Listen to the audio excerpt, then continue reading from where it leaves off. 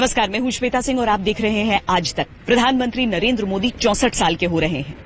इस मौके पर वो कोई भी भव्य समारोह नहीं चाहते हैं। वो चाहते हैं कि देश भर के लोग जम्मू कश्मीर के दर्द को बांटें।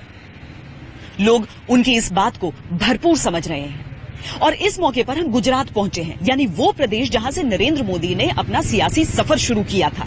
इसी जगह यानी मुख्यमंत्री निवास पर 1 दशक से अधिक वक्त उन्होंने बिताया है और एक सीएम से पीएम का सफर कैसा रहा है वो हम आज टटोलेंगे।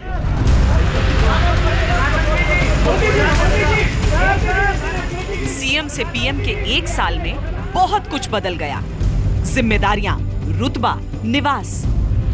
लेकिन जन्मदिन से पहले अपने राज्य पहुंचे पीएम को बतौर सीएम अनुभव अब भी याद आते हैं। गुजरातનો 14 વર્ષનો અનુભવ, આપ સૌ સાથીઓ પાસેથી કરેલું કામ, એના કારણે શીખેલી બાબતો, સંગઠનમાંથી જે પ્રાપ્ત કર્યું એ બધી બાબતો આજે દિલ્હીમાં મને સરકાર ચલાવવામાં ખૂબ મદદરૂપ થાય।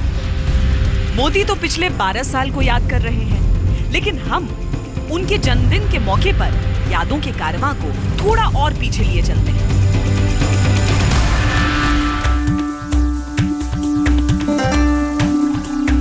सीएम और पीएम बनने से पहले नरेंद्र मोदी की पहली कर्मभूमि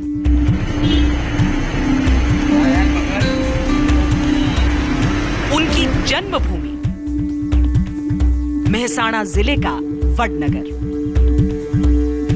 मोदी यहीं पैदा हुए, यहीं शिक्षा हासिल की। पहले संस्कार भी उन्हें यहीं मिले। जिस स्कूल से वो पढ़कर निकले हैं, आज वहां बच्चे उन्हें देखकर अपने संस्कार हासिल करते हैं। प्रधानमंत्री नरेंद्र मोदी का ये स्कूल सालों से वडनगर में किस्सों कहानियों का विषय है। बच्चे बड़े बड़े सपने देखते हैं तो इस वजह से क्योंकि यहां से निकला एक विद्यार्थी पहले गुजरात का मुख्यमंत्री और फिर भारत का प्रधानमंत्री बना।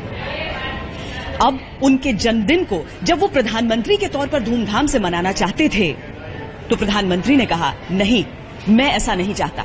मैं चाहता कि तुम सब ये सीखो कि दूसरों की सहायता कैसे की जाती है। बच्चे अब इसके लिए खुशी खुशी तैयार हैं। सबसे अच्छा क्या लगता है कि वो प्राइम मिनिस्टर बने? उनके जो भाषण देते हो, हाँ। उसकी स्टाइल वो बहुत अच्छी है, हाँ। जैसे कि वो कोई भी हर एक इंसान का दिल जीत लेते हैं। लेकिन वो बोले हैं कि दूसरों का मदद करना है, हेल्प करना है, तो हेल्प करेंगे सब?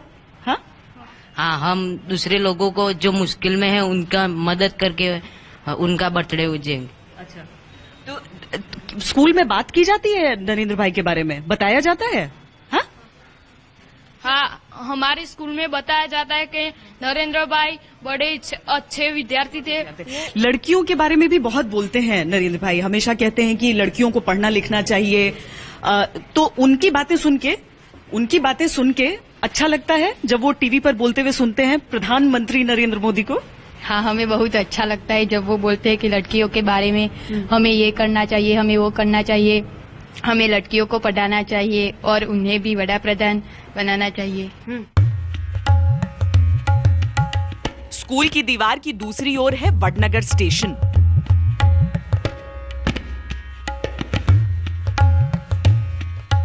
आज वो लोगों के लिए तीर्थ से कम नहीं है। वडनगर का बहुत महत्व हो गया है। अब हम कहीं भी जाते हैं और अगर हम कहते हैं कि हम वडनगर से, तो सामने वाला तुरंत वडनगर के यहाँ पे नरेंद्र भाई मोदी के गांव से, तो अलग सा फीलिंग्स होता है और वो लोग भी गर्व महसूस करते हैं और उस वक्त हम भी बहुत गर्व महसूस करते हैं कि हम वडनगर के हैं। प्रधानमंत्री नरेंद्र मोदी के सफर में ये प्लेटफॉर्म एक अहम पड़ाव है। यहीं से उनके सपनों की सफर की शुरुआत हुई थी। उनके सपने इन पटरियों पर बेधड़क दौड़ते गए और वो पहुंच गए दिल्ली।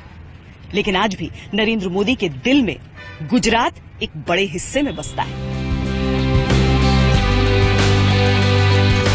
मोदी के लिए घर वहां है जहां मां है। जब से वो गुजरात के सीएम बने, हर साल जन्मदिन पर मां का आशीर्वाद लेने जरूर पहुंचे। मां आशीर्वाद के साथ उन्हें 11 रुपए देती। મારો આત્માથી અંદરલા વાતમાં બોલ્યું કે એ પ્રધાન બનવાનું, આખી સૃષ્ટિનો રાજા બનવાનું, બનવાનું. साल 2010 में नरेंद्र मोदी के जन्मदिन पर पहली बार बड़ा आयोजन हुआ। गुजरात सद्भावना की शुरुआत हुई। उस दिन मां ने मोदी को 11 रुपए के साथ साथ भगवत गीता भी भेंट की। सीएम से पीएम तक के सफर में सिर्फ नरेंद्र मोदी की अपनी जिंदगी नहीं बदली, बल्कि उनके परिवार की जिंदगी भी बदल गई। गांधीनगर के इसी सेक्टर 22 में प्रधानमंत्री नरेंद्र मोदी की मां रहती हैं। मुख्यमंत्री रहते हुए हर साल यहां पर अपने मां का आशीर्वाद लेने वो पहुंचते थे। प्रधानमंत्री के तौर पर यहां पर आएंगे तो इस कड़ी सुरक्षा के बीच। पिछले साल पहली बार ऐसा हुआ कि मोदी का जन्मदिन धूमधाम से मनाया गया। मोदी पीएम पद के उम्मीदवार घोषित हो चुके थे। उत्साह चरम पर था। बीजेपी कार्यकर्ताओं ने केक काटी। मोदी ने टाउन हॉल में कार्यकर्ताओं को संबोधित किया। इस साल भी तैयारियां ढेरों थी, लेकिन प्रधानमंत्री की अपील के बाद योजना बदल गई। इस बार हमारे मोदी जी हमारे आदर्श हैं और उन्होंने इस बार अपना जन्मदिवस नहीं मनाने का आह्वान किया है। हम भी ये चाहेंगे कि हमारा जो भी तन मन धन से हम हमारे कश्मीरी भाइयों के लिए कुछ कर सके, और इस बार हम लोग जन्मदिवस उनका सेलिब्रेट नहीं करेंगे, मिठाइयाँ नहीं बांटेंगे, और हम जितना भी हमारा सहयोग है वो कश्मीरी भाइयों के लिए देंगे। मोदी साहब हमारे रोल मॉडल है और हम चाहते हैं कि मोदी साहब ने जो डिसीजन लिया है कि आज हम हमारे लिए कोई भी लोग मेरा जन्मदिन नहीं मनाए, और ये मेरी जो पूरी जो कामना है, जो भी शुभकामना है, मैं जम्मू कश्मीर के लिए और जो जवान शहीद हो गए ये उसके लिए मैं देना चाहता हूँ। मेरे अच्छे दिन भी उसके साथ मैं बिताना चाहता हूँ कि ये काफ़ी लोग, और मैं भी चाहूँगा कि अगर मोदी साहब ये करेंगे तो मैं भी चाहूँगा कि मेरी बर्थडे के भी मैं मेरी सेलिब्रेट नहीं करूँगा, और मेरा भी जो भी है योगदान जितना हो सके मैं जम्मू कश्मीर के लिए करूँगा। सीएम से पीएम के सफर में निजी जिंदगी में बदलाव लाजमी है, लेकिन क्या छवि भी बदली? एक सीएम के तौर पर दाग लगे, विकास कार्य के जरिए उन्हें धोने की कोशिश हुई, लेकिन प्रधानमंत्री उम्मीदवार के तौर पर वो दाग उछाले भी बहुत गए। प्रधानमंत्री बनने के बाद जिस तरह का कामकाज हुआ है, उसने दरअसल नरेंद्र मोदी को देखने का जो आईना है उस पर से धुंध हटा दिया है।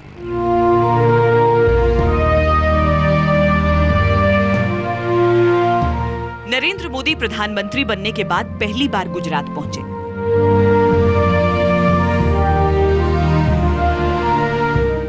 एयरपोर्ट पर ही कार्यकर्ताओं को संबोधित भी किया।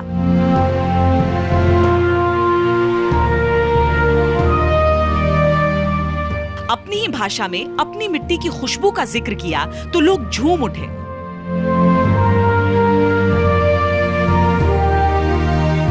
બે દિવસ આપની વચ્ચે છું। ગુજરાતની આબોહવાની નવી તાજગી દિલ્હીમાં પાછા જઈને વધુ નવું કામ કરવાની તાકાત આપશે એવો મને આ મિટ્ટીમાં ભરોસો છે, અહીંની હવામાં ભરોસો છે।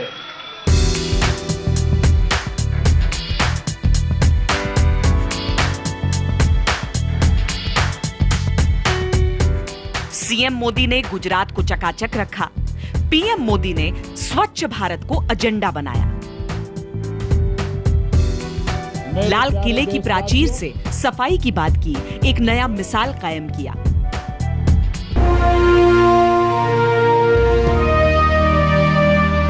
नरेंद्र मोदी का कार्यस्थल बदला है, कार्यशैली नहीं।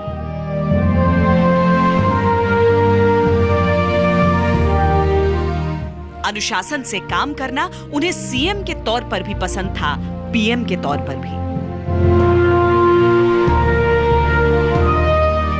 निजी आयोजन उनकी प्राथमिकता की सूची में शामिल नहीं थे, अब भी नहीं है।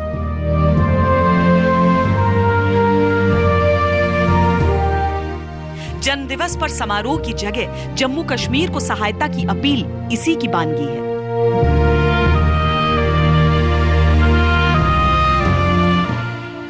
लेकिन मोदी के जन्मदिन पर देश को मिल रहा है तोहफा, दिखाएंगे इस ब्रेक के बाद।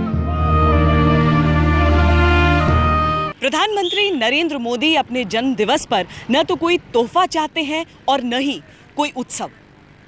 अगर कोई उपहार चाहते हैं तो जम्मू कश्मीर के लोगों के लिए। ये इत्तेफाकी है कि इसी दिन चीनी राष्ट्रपति भी अहमदाबाद में हैं। नरेंद्र मोदी की कोशिश होगी कि जन्म दिवस के मौके पर इस मुलाकात के जरिए कोई सौगात देश को दिलवा सके। एक दिन पहले उपचुनाव के नतीजे नरेंद्र मोदी के लिए अच्छी खबर लेकर नहीं आए,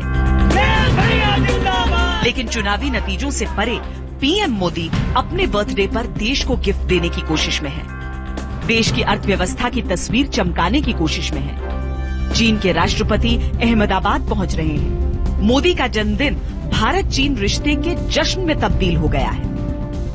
कि ચીનના રાષ્ટ્રપતિ ગુજરાતની મુલાકાતે આવી રહ્યા છે। એક શુભ શરૂઆત છે। દુનિયામાં દેશોમાંથી આવતા વડાઓ ભારતના નાના નાના રાજ્યોને પણ જુએ, નાના નાના શહેરોની પણ મુલાકાત લે। માત્ર દિલ્હી જોવાથી समग्र हिंदुस्तान में अंदाज आपको मुश्किल हो। भारत और चीन का रिश्ता पेचीदा रहा है। इस रिश्ते में थोड़ा सा विश्वास, थोड़ी सी चालाकी और बराबरी की दरकार है। पीएम मोदी जन्मदिन मनाए या न मनाए, देश को आर्थिक सौगात मिलने वाली है। जब इसका परिणाम दिखने लगेगा, दुआएं तो खुद ब खुद मिलेंगी। एक सीएम से पीएम तक का सफर और जन्मदिन का शुभ अवसर। हमारी इस खास पेशकश में इतना ही। देश और दुनिया की बाकी खबरों के लिए आप देखते रहिए आज तक।